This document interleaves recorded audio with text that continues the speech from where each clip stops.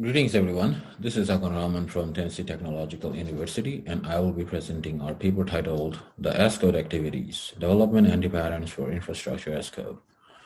This paper is in collaboration with Effat, Farhana, and Laurie Williams from NC State University. The paper is currently published at Empirical Software Engineering Journal and was accepted as a journal first paper at ESEC FSE. The paper is about infrastructure as code. Typically, for configuration management, practitioners have used bash scripts. So they develop their own custom scripts, execute them to manage their computing infrastructure and cloud infrastructure and manage their configurations automatically. Infrastructure as code is the practice of doing it using dedicated syntax. So this is the new normal amongst practitioners, and which says that instead of considering bash scripts as an isolated artifact of software engineering, it should be developed in a systematic manner using a dedicated syntax, and all the best practices of software engineering should be applied. From a very high level, let's try to demonstrate what infrastructure as code is. So let's assume that there's the system administrator who has to provision 10 Azure instances. One way of doing things is the administrator writes one script, executes it manually, and repeats the whole process multiple times. This is error-prone and susceptible to introduce problems. In comes infrastructure as code, where the practitioner writes one script, executes it once, and all the infrastructure gets provisioned automatically.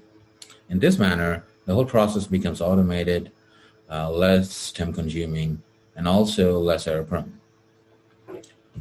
Automation is not the only thing that is related with infrastructure as code. It also incorporates the good software engineering practices such as version control and quality inspection, such as applying linting tools, applying security analysis, and mitigating bugs and security weaknesses. This practice is getting more and more prevalent and commonplace amongst information technology organizations. So here are some examples where different organizations who belong to different sets of domains such as finance and energy and science have used or are using infrastructure as code and has received benefits. So for example, Mozilla was able to reduce its manual effort by 99%. Ambit Energy was able to increase its deployment frequency by a factor of 1200. ICE, which stands for Intercontinental Exchange, which manages New York Stock Exchange, reduced its provisioning time from 1 to 2 days to 21 minutes. And then NASA, the space organization, was able to reduce its patch release time from multiple days to 1 hour. So all of these examples that showcase that infrastructure as code, or ISC in short, has multiple benefits and is becoming more and more commonplace. However, there is a problem of related to defects. So what happens when defects appear in infrastructure as code scripts? Due to its execution nature, it gets propagated into all instances that are being provisioned using infrastructure as code. And defects in infrastructure as code has consequences. So here are two examples. One is from AWS, Amazon Web Services. So a defect in an infrastructure as code resulted in service disruption for the Amazon S3 service. GitHub experienced some similar kind of service outages as well. So in the case of GitHub, a defect in an infrastructure as code script caused a domain name service DNS outage. So these two examples showcase that defects in the infrastructure as code scripts are commonplace and can cause large-scale consequences. What practitioners would like to see is that the defects in ISC scripts are mitigated. So that green box corresponds to a set of activities that will mitigate the defect, and upon execution of the defect-free ISC script, the provisioning will maintain quality and will satisfied and will result into desired results.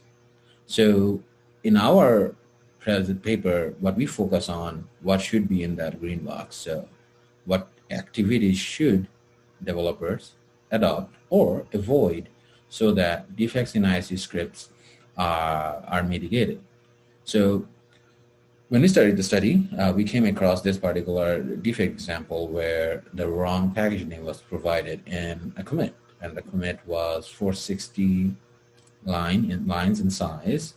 And this got us thinking if submitting long size or large size commit is related with defect or not. So we wanted to systematically identify a set of development activities such as submitting large size commits and see if those activities are correlated with defects or not. So we refer to these development activities as development antipatterns. So more formally, these are recurring development activities that correlate with defective IC scripts. And the goal of our study was to improve the quality of IC scripts by identifying development activities that correlate with defective IC scripts. So we answered the following 3 research questions. First one is what development activities are related quantitatively with defective infrastructure as code scripts. Then we wanted to see what the practitioner perceptions are through a quantitative survey and also a semi-structured interview. And then we also wanted to see if we build defect prediction models using these development activity metrics, then what do the results look like. The implication of this particular research question is that it gives a way for practitioners to automatically identify which scripts are likely to be defective or not using machine learning. So to conduct our empirical study, we started with the data set, which was where we extracted commits from IC repositories, applied qualitative analysis, and then there was a whole curation process involved to build a defect data set for ISC scripts.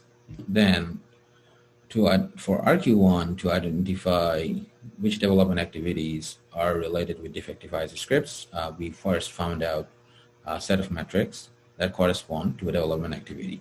And to find out that set of metrics, we did a scoping review. We did a scoping review of publications related with defect prediction, fault prediction, and published at top-tier venues such as ESEC, FSE, and the CCS. So the idea was from prior work, we will be able to obtain a set of metrics that are actionable, that can be mined from version control repositories, and are actually related to development activities. So after doing the scoping review and selecting the metrics, once we came up with a set of metrics that we mined systematically from open source repositories, and then from the metric mining and from our data set, we conducted a statistical analysis to identify the relationships between the set of development activity metrics and defective IC scripts. For RQ2, what we did was from the same set of repositories, we mined emails and then sent surveys to practitioners. And from the survey, the practitioners who responded, we then invited them to do semi-structured interviews, so that we get deeper insights on the perceptions of practitioners for the identified set of metrics. And finally, for the defect prediction construction, that was done by getting the metrics, applying feature selection such as PCA, principal component analysis, applying statistical learners, and then evaluating the performance by comparing against existing methods. So this is a summary of our data set. Our data set comes from 4 organizations, has a set of around 2,000 scripts. The distribution of defective scripts is around 50% for our set of scripts. So from a scoping review, we are altogether identified 7 metrics. They are developer count of developers who modified a script, disjointness that corresponds to how one group of developer is separate from another group of developer or multiple groups of developers, the amount of code that is being done by the person who is contributing the most to a file or to a script. Then minor contributors are referring to the developers who are contributing less than 5% of the total code. The normalized commit size is the number of additions and deletions within a commit, and then scatterness corresponds to how scattered the written lines are, and then unfocused contribution is a measure which measures how many developers are modifying how many files. So after doing the statistical analysis, we found out that these are the metrics that correspond to different 5 development activities, namely developer count. So defective scripts are likely to have more developers. Defective scripts are likely to have more disjointness between developer groups. Defective scripts are likely to have less amount of highest contributors code. Defective scripts are likely to have more minor contributors. Defective scripts are likely to have more unfocused contribution. So from these metrics that correlate with defective IC scripts, we are able to identify 5 development anti-patterns for IC script development. For the survey, what we did was we sent email to 250 practitioners, 51 responded, and then out of the 51 survey respondents, 11 agreed to do a semi-structured interview with us. So the survey results indicated that scatterness and normalized commit size, the 2 metrics that did not show correlation with defective IC scripts, to be more prevalent with respect to practitioner agreement. So it had the highest practitioner agreement as demonstrated on the right-hand side. And the lowest agreed upon metric was unfocused contribution. So this counterintuitive result motivated us to systematically look into the responses from the practitioners from our semi-structured interviews, and then identify what could be the possible reasons for agreement and disagreement. So on the right-hand side, you see agreement reasons, and we notice that a set of agreement reasons are common across metrics, and practitioners think that the same set of reasons are applicable on why they agreed or disagreed a metric to be related with defective IC script. For example, communication problems. Because of communication problems, the practitioners think that developer count and high developer count and high disjointness between developer groups could be correlated with defective IC scripts. For lack of context, developers think that highest contributors code, having lower amount of highest contributors code and high amount of minor contributors, could be related with defective IC scripts. Normalized commit size and scatterness is related with defective IC scripts according to practitioner perception, because it could introduce difficulty in code review and debugging. And finally, unfocused contribution is related with defective IC scripts because of distraction. So if one developer is working on multiple files, then due to distraction, the practitioner could introduce a defect or multiple defects in a script. We also identified why practitioners would disagree a particular metric to be correlated with defective IC scripts. So practitioners think that because of knowledge sharing, developer count, disjointness, highest contributors code, and minor contributors are in fact not correlated with defective IC scripts.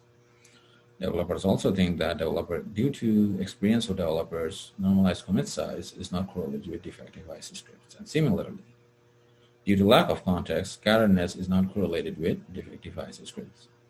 And finally, bubble problem, which is where one practitioner is only working on one script and does not focus on other artifacts, other scripts, or other parts of IC development.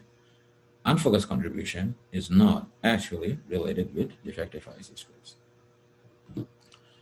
So finally, for our defect prediction results, we observed that use of development activity metrics has some promise. So as shown in the deep green bars in this particular bar plot, we see that it outperforms existing methods, namely prediction models constructed using text mining features and code metrics. It outperforms those 2 techniques. However, it remains almost the same for one data set, namely Mozilla, and it remains, it is lower compared to code quality metrics for Wikimedia. And similarly for another measure, namely recall, we see that the prediction performance using development activity metrics is overall better for 3 data sets, but not for the Wikimedia data set. And finally, for the F1 measure or F-score measure, we see that the defect prediction models constructed using development activity metrics is best for 2 data sets, comparable with another technique for 1 data set, and lower than our baselines for the Wikimedia data set. So in summary, all these results pinpoint that use of development activity metrics to construct defect prediction models has some promise, but it will require some more effort to make it more applicable and usable in the context of IC development. So what are the implications of our study? So from our empirical study, we have identified a set of development anti-patterns that developers could consider while they're developing IC scripts and managing their IC development process. We observed that there are nuanced perspectives when it comes to what particular development activities could be correlated with defective IC scripts. So adoption and integration of our development anti-patterns into an organization would require deep understanding of the context, the organization that we are thinking of. So we need to be mindful of how they perceive these development activities with respect to correlation with IC script quality, and how can we build upon our studies so that we can identify a comprehensive set of development anti-patterns. And finally, defect prediction models can have implications on how we can prioritize different artifacts or IC scripts that are more likely to be defective for efficient allocation of verification and validation efforts. A few limitations of our study: conclusion validity. We have rater bias in anti-pattern derivation because the scoping review was done by the first author, so there's some bias involved. The data set and data set size is limiting. External validity, we use open source data sets, so our results might not hold for proprietary data sets. And construct validity, the data set was constructed using graduate students, so there's some inherent bias related to that as well. So in short, we talked about the importance of mitigating defects in IC scripts. Then we talked about how we can identify development anti-patterns using quantitative analysis. Then we also talked about what are the perceptions of practitioners about the development activity metrics. We discussed how our results could be useful for software